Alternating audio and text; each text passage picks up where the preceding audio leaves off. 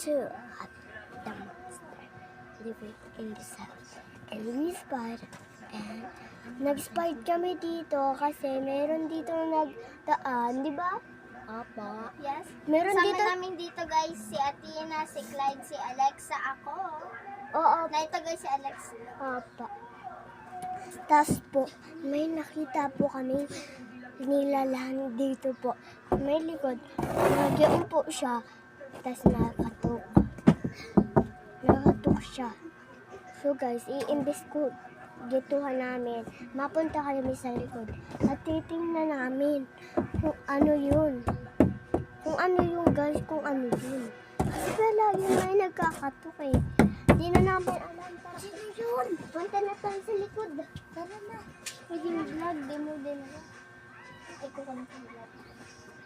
Sa likod. Tara na. So guys, napunta na kami sa likod ng bahay. So guys, hindi namin alam kung saan nagagaling. Wait lang. Yung noise na yun. Tapos may nakaamoy kami doon palaging parang mabahong smell.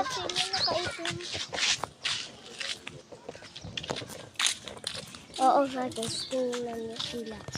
Lahat sila nakaitim. Haliin mo, Clyde. So guys, sa amin talaga nakaka-creepy. Dok, nandito yung sa alis ko. Dito kami nag-video, no? Dito. Saan yun?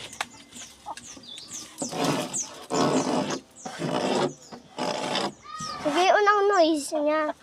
Tapos, dito naman sa kabilang kwarto, may nagsusuot dito ng kamay. Hindi namin alam kung sino. Tapos may... Tapos, yun. Nagkakamot na siya. Kakamot na siya, guys. Okay. Para siyang nakita na namin. O, anong mukha niya, di ba? Kulay itim siya. Nasaan na si Alex? Ay! Nandiyan ba ka sa likod mo?